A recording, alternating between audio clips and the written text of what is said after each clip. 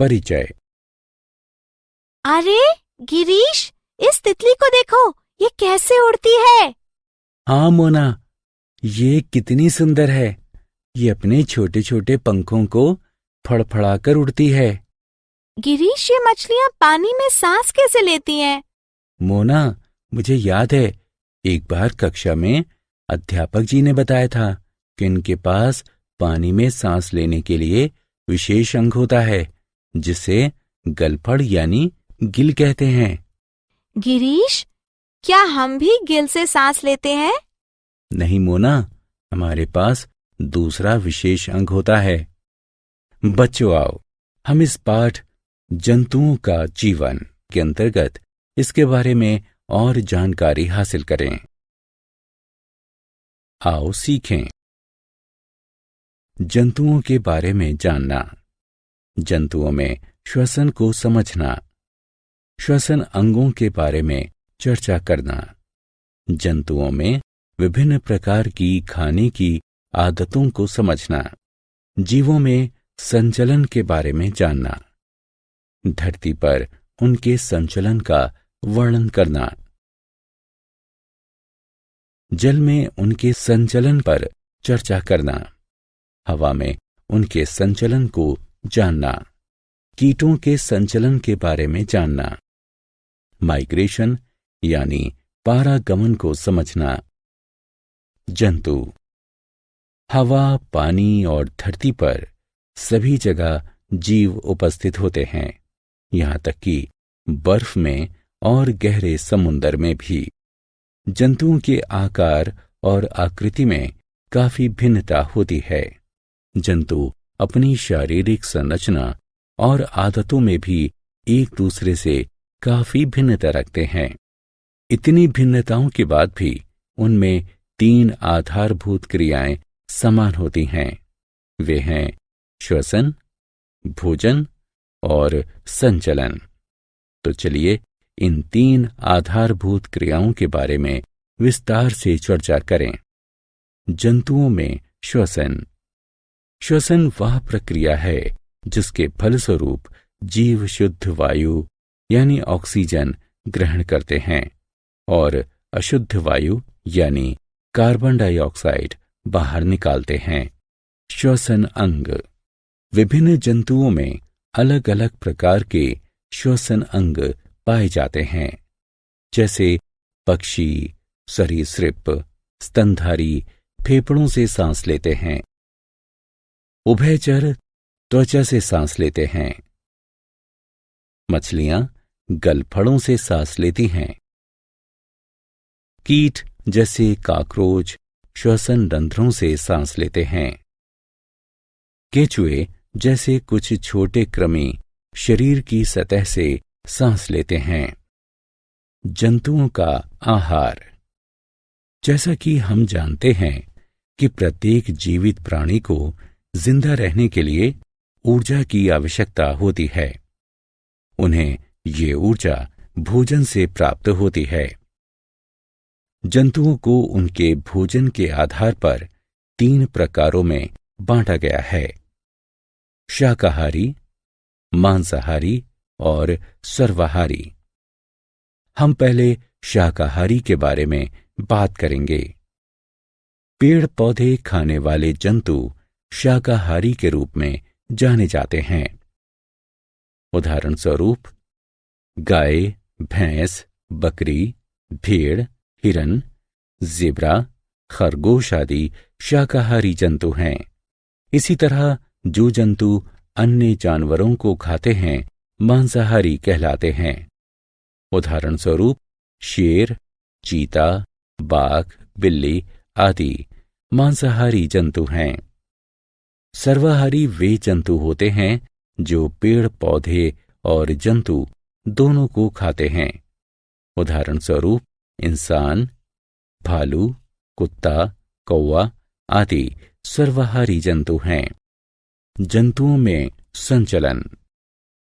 भोजन और आश्रय खोजने के लिए, खुद को बचाने के लिए या साथी की खोज में जानवरों को एक स्थान से दूसरे स्थान तक जाना होता है। संचलन के 3 भिन्न प्रकार होते हैं: जमीन पर संचलन, पानी में संचलन और हवा में संचलन। जमीन पर संचलन।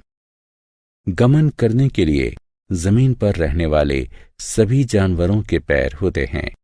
इनके 4 पैर होते हैं। सामने के 2 पैर अग्रपाद कहलाते हैं, जबकि पीछे के दोनों पैर पश्चपाद कहलाते हैं। बिल्ली प्रजाति के जानवर 4 पैरों से गति करते हैं। इंसान और कंगारू 2 पैरों से प्रचालन करते हैं। सरीसृप के पैर छोटे छोटे होते हैं, जो उन्हें रेंगने में मदद करते हैं। सर्प के पैर नहीं होते। वे अपने शरीर को जमीन के विरुद्ध घुमाकर और धकेलकर आगे बढ़ते हैं। जल में संचलन। जलीय जंतु जैसे मछली के शरीर पर फिन और एक मजबूत पूंछ इन्हें पानी में तैरने में इनकी मदद करती है। मेंढक के झिल्लीदार पैर पानी में तैरने में मदद करते हैं। कछुए अपने पैरों को पेंडल की तरह चलाकर पानी में गति करते हैं। हवा में संचलन। पक्षियों का हल्का शरीर उन्हें उड़ने में मदद करता है।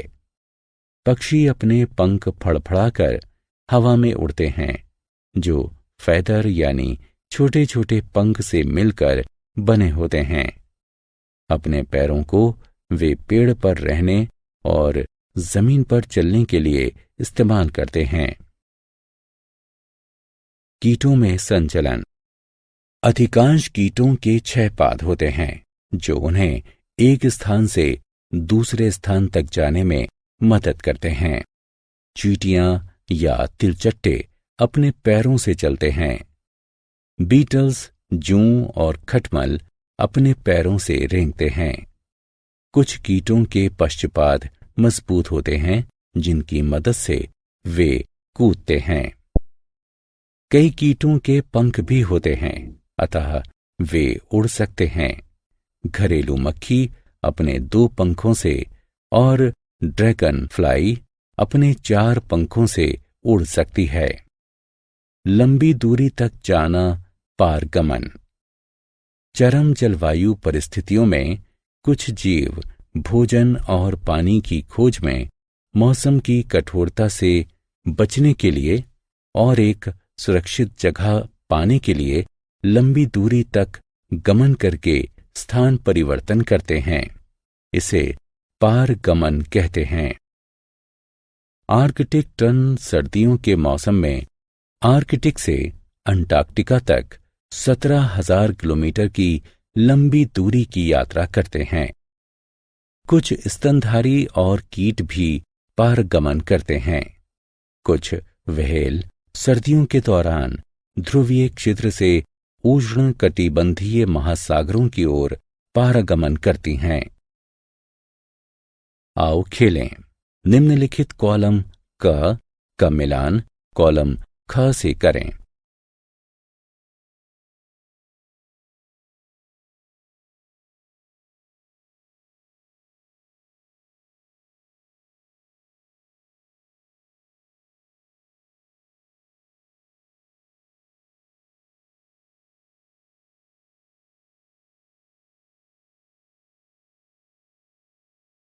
हमने क्या चर्चा की?